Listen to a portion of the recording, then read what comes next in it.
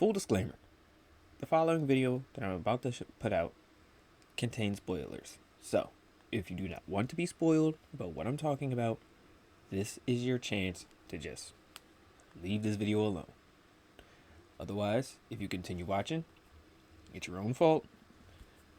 This is the spoiler alert disclaimer. So, be prepared. But if you already seen what I'm talking about, then let's enjoy the video.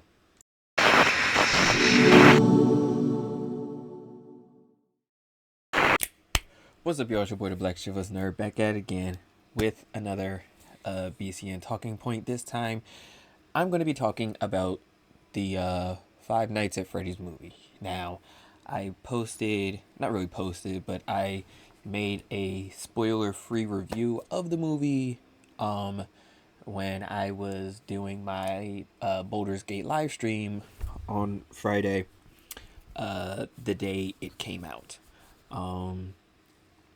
And of course, give it a couple days, sit on it, marinate on it, do some introspection, and I still think it's a good movie. I've seen it a couple more times, and I still believe that it is a good movie. Now, here's what I'm going to say. Now, to the critics that don't know anything about the movie and don't know anything about Five Nights at Freddy's or the lore, the story behind it, or all that stuff, and they want to say that it's a bad movie and it's bad and terrible and all that stuff. I get it, because the fact that you're uneducated, you don't know, you're just going off the premise of what you see in the movie. Understandable. I'm talking to the critics. I'm talking to the people that have been fans of the series. I'm talking to the critics that even if they didn't play the games, they have seen people play the games. They have watched MatPat make theory videos about Five Nights at Freddy's since the beginning. And those people that have been a part of the fandom since day one and saying that the movie is boring, the movie is meh, or they want to bash it for other reasons. What I have to say to them is this: you knew what FNAF was about. You know the storyline, or the web that is the storyline. What were you expecting? Were you expecting it to be this big,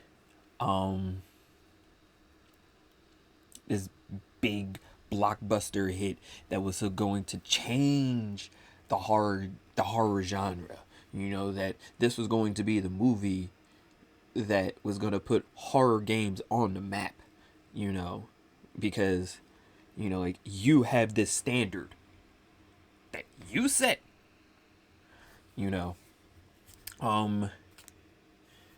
and I think it is ridiculous.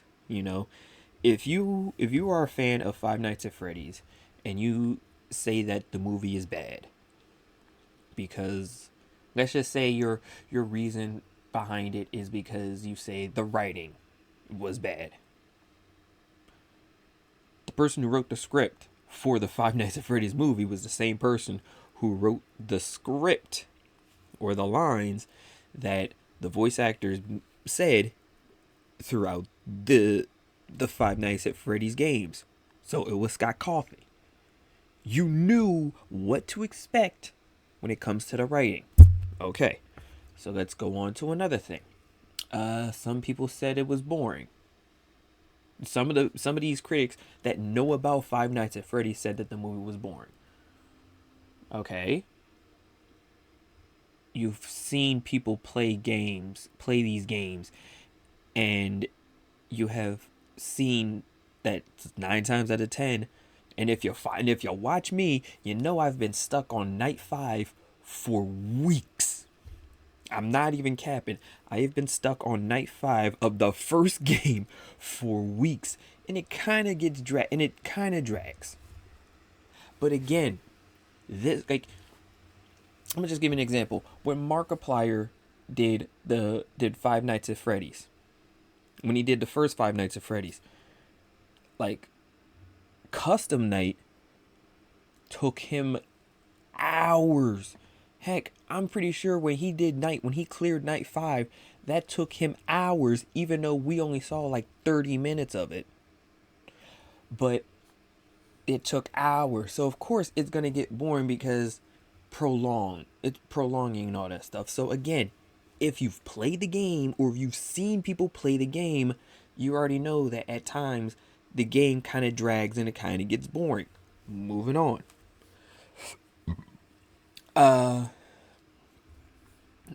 Some people saying that it wasn't campy. It was campy. Again, it is Five Nights at Freddy's. Five kids get killed. Like, what were you people expecting? Were you expecting it to be a gore fest of animatronics just going on a murderous rampage and just being whatever? If that's what you were looking for, go ahead and watch that movie, Willy's Wonderland with Nicolas Cage, or go ahead and watch that Banana Splits movie. Because if you're looking for a gore fest, you got those two. Because I believe, and correct me if I'm wrong, but I think that Willy's Wonderland that starred Nicolas Cage was supposed to be the original script for Five Nights at Freddy's until Scott Cawthon said, no, I'm not doing that. That's not what I'm looking for. And then they said, well, we'll just make it ourselves. And then that studio was like, all right, we'll make our own version and we'll just have Nicolas Cage in it. Okay. But the one thing that you guys need to understand, because I had a friend say this to me, and it was D of the Three Black Geeks. He said that it was a fan movie. That's exactly what it was. Because Scott Cawthon has stated that he did not make this movie to be a big blockbuster hit for Hollywood. He made this movie solely for the fans, solely for the diehard fans, for the people. The people that when Five Nights at Freddy's first came out was like 8 years old, 9 years old. And I'm saying this because there are pictures going around now online of people that have been fans of Five Nights at Freddy's since the get-go when they were like 7, 8, 9, 10 years old. And now here they are 10 years later, almost 10 years later.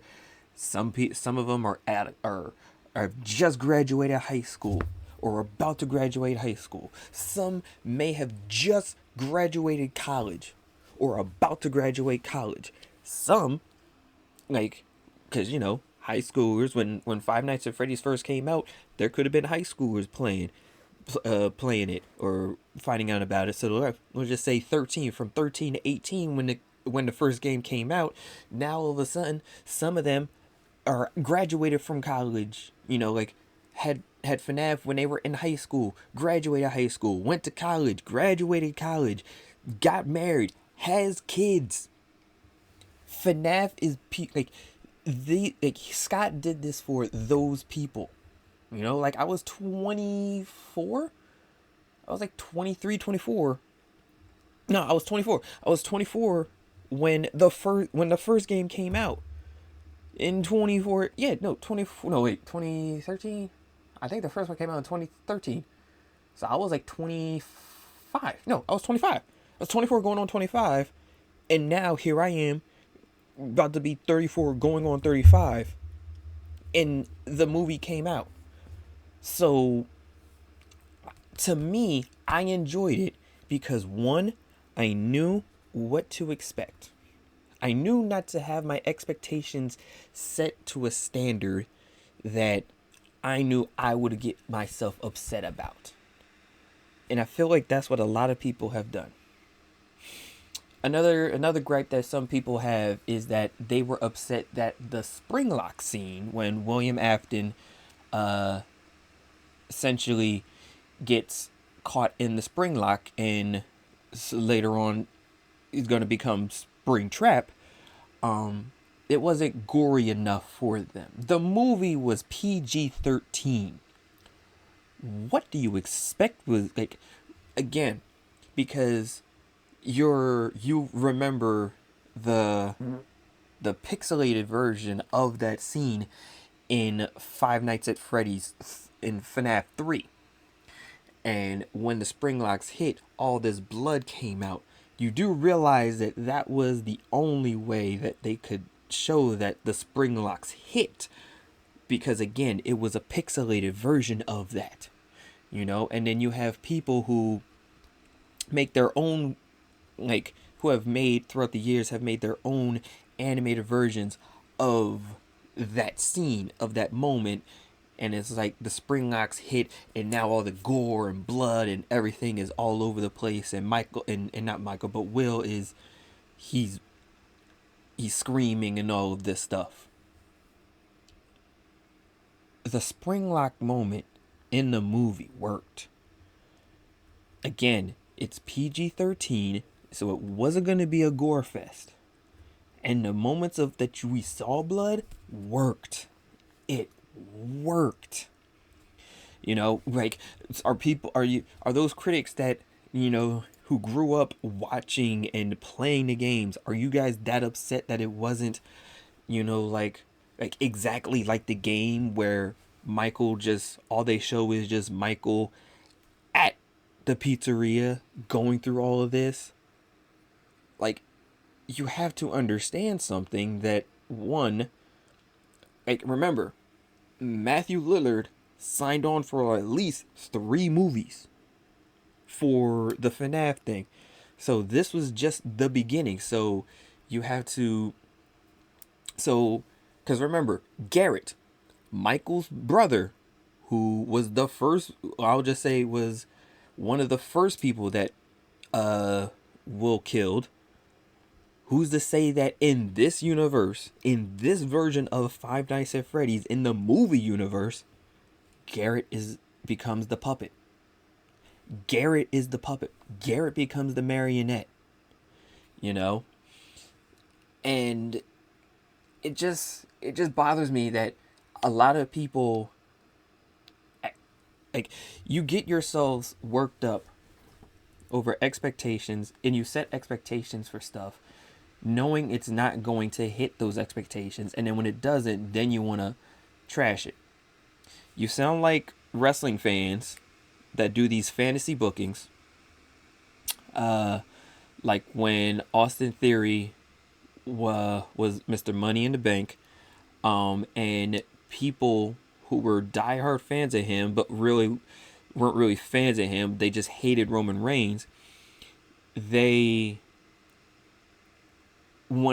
had a fantasy booking that Austin Theory, because this was when Vince was still semi in charge, that Austin Theory was going to cash in on Roman Reigns, and this era's reign of terror with Roman Reigns was going to end. And then that didn't happen, and then he ended up had a failed cash in on Seth Rollins for the United States Championship. And then you guys, those fans, got in their feelings and started boo-hoo crying online, talking about, if you're not as upset as I am about the fact that, you know, my fantasy booking for Austin Theory didn't work out, then you're not as passionate as I am about pro wrestling. Shut the fuck up. Just shut the fuck up. It's like, you need to know it also reminds me of, I'm really throwing a throwback when it comes to this game, Bulletstorm. For those of you that don't know about Bulletstorm was a game that had all this hype, all this, because it was at the height of the Gears of War, when Gears of War was out, and it was like the hottest thing. It was the hot thing, and it was running Xbox next to Halo.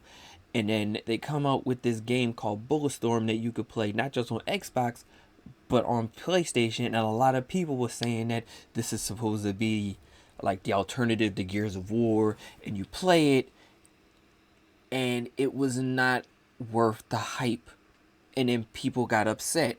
You know, it was like you got bullet stormed. Another example is actually a current one, Starfield. Everyone was excited for Starfield, saying that this was going to be Skyrim in space, and because it was supposed to be the newest IP that the creators of Bethesda and all of them was coming out, aside from like from Fallout and Elder Scrolls, and now you got this new IP coming out. It's in space and all this stuff, and people hyped it up, and then it came out, and people was disappointed. You guys did this to yourselves. Same thing with the FNAF movie. You guys set this high expectation, not paying attention to the fact that, like I said, Scott said he wasn't trying to make a big blockbuster movie for Hollywood. He was doing it for the fans. It was a thank you and a love letter to the fans, because the moments that we the people that made Five Nights at Freddy's I'll say the popular game series that it is. You know, we wanted to see the animatronics in real, like, actually move around. You know, like, we wanted to see, you know, like, the Night Guard. We wanted to see Mike Schmidt. You know, who's to say that, you know, like, Abby does not, like, at some point, you know, Abby actually becomes, you know, this game or this movie's version of, say, Circus Baby. You know, again, we still have two more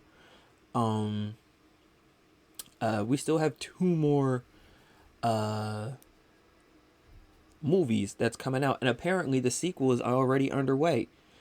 So again, who knows? But at the same time, you guys had a, like, Scott said that this was going to be for the fans, no one else, for the fans. Also, you guys have to remember, it's Blumhouse. It's not like yes, Blumhouse, but also Universal. But at the same time, it was Blumhouse that was actually doing this. So, you know, like, Blumhouse really doesn't do a whole lot of big budget stuff. You know, so don't expect, you know, a lot of big, gory, messy things. But again, you guys did this to yourselves. You did this to yourselves. So I suggest you watch it, but with a new set of eyes and a newer understanding that it's not going to be the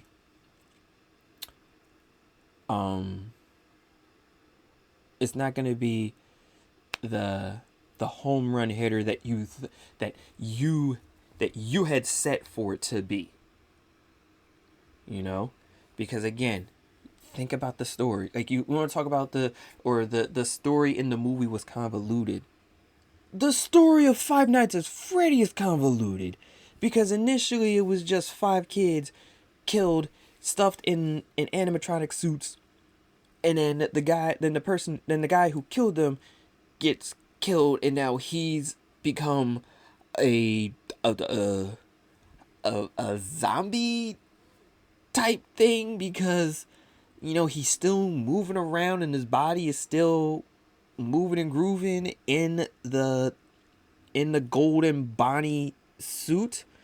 And then, you know, Five Nights at Freddy's 4 came out, and it was like, what's going on? And then there's Sister's Location, and then there's the Pizzeria Simulator, and then there's Ultimate Custom Night, and up to VR, Help Wanted, and then there's with the latest Security Breach. So again, you guys are talking about a series that has no, like, there is no direct story to it. You know, where it was like FNAF 1, and then FNAF 2 was actually a prequel to FNAF 1, and then FNAF 3 is what happens in the future, and then FNAF 4 was like a backtrack of like of like it was like the prequel before FNAF 2.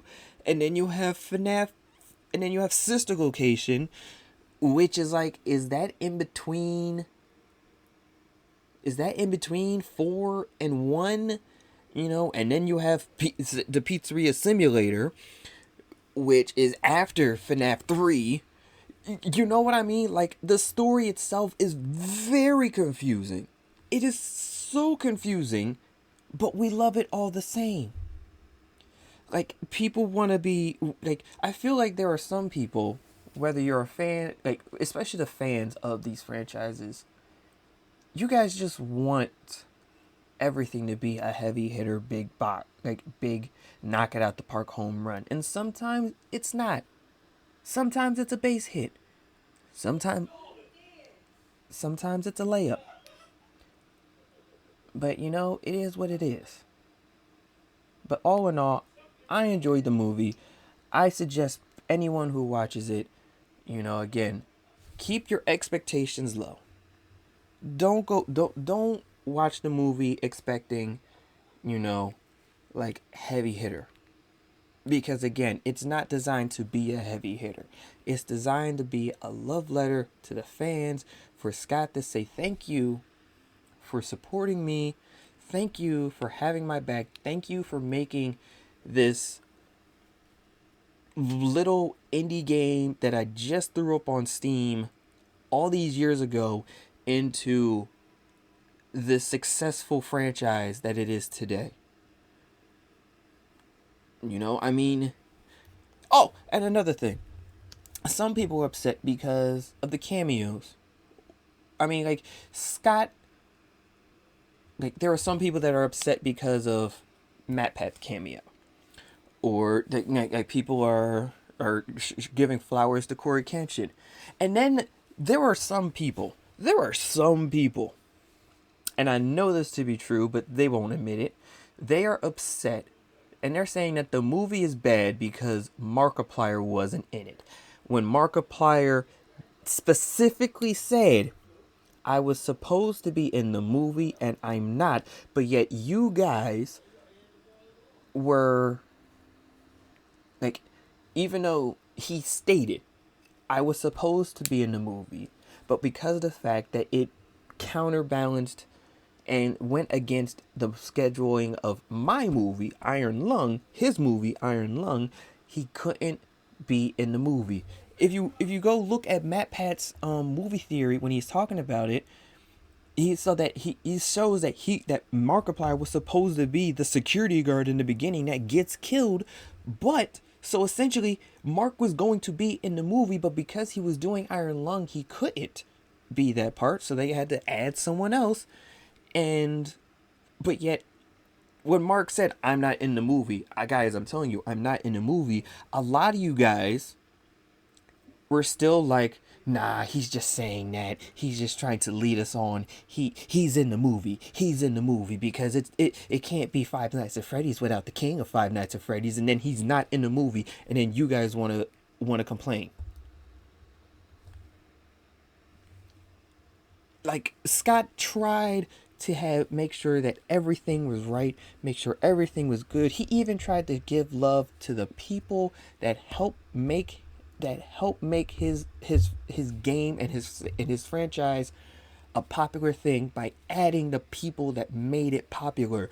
That's why he wanted MatPat in the movie, even if it was a cameo. He wanted Corey Kenshin in the movie, even if that was a cameo. Which, by the way, his character in the movie, like, if we're talking small, like, the characters, like, Corey Kenshin's character was hilarious. That was funny, you know. But because of the fact that Markiplier, the king of that some people are saying is the king of YouTube and the king of Five Nights at Freddy's, was not in the movie, all of a sudden now it's a bad movie.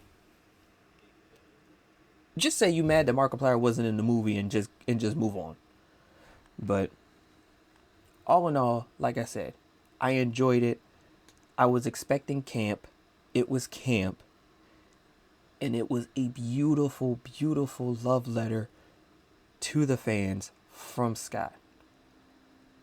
And I feel like if a lot of people that a lot of these critics that are fans of the games and watch and play the games and watched all these other YouTubers play these games, if a lot of these critics get off their high horse and lower their expectations, thinking, because I get it, like these past 2 years, like we as moviegoers has been spoiled by successful like video games going, like video game series or franchises turning into movies and them being hits, like Hollywood blockbuster hits. You know what I mean? I mean, you look at, say, Uncharted. You got Uncharted, you have Detective Pikachu, you got the Sonic the Hedgehog series, like we're in the process of getting Sonic the Hedgehog 3, and I'm excited because now that you're adding Shadow in mix, and look, you got my money, and then you have the Super Mario Brothers movie that a lot of people was like, it's probably not going to be that good because of Chris Pratt. Turns out it was a smash hit. Thankful, like, and then you had, like Bowser, like Jack Black as Bowser with the hit of the summer about Princess Peach. So it's like, I get it that we were spoiled. Like, video game fans were spoiled with very good, like, home run movie adaptations about our favorite video games after years of disappointment. And then Five Nights at Freddy's comes, and a lot of people were expecting it to be a gory horror fest, and it wasn't, because again, he made it about the fact that these kids were killed and put into these animatronic suits, and then when they finally are surrounded by another child, they resort back to their childlike behavior and make up for it. And the people that are mad because why are these animatronics making up for it? Why aren't they killing or jump scaring? They are kids. At the heart of it all, they are still kids. Whether they are the spirits of kids possessing robots or animatronics or not, they are still kids at the core. So they are going to want to have fun and play and do all these things. Again, get your head out your ass, get off your soapbox, and get off your high horse. Please. Because I feel like you would do yourself a service and you would feel so much better if you just lower your expectations. Because again, not everything that comes out is going to be a home run hit. Because I get it. We all want to have everything that we love that's going to come out be a home run hit, and sometimes it's not. It's just not going to be a home run hit. Sometimes it's going to be a single. Sometimes it's going to be a double. Maybe it's a triple where, you almost cover all the bases. Maybe you only cover 3 of the bases and not all 4. But just be grateful that we get this. Because Scott could have just pulled the plug on the whole thing and was like, yeah, I know you guys have been waiting on this for years, and you know what? I'm just not going to do it. And then we'd have been like, oh, come on. This was a perfect love letter to the fans. And if you are not okay with that, then I don't think you're a true fan of Five Nights at Freddy's at all.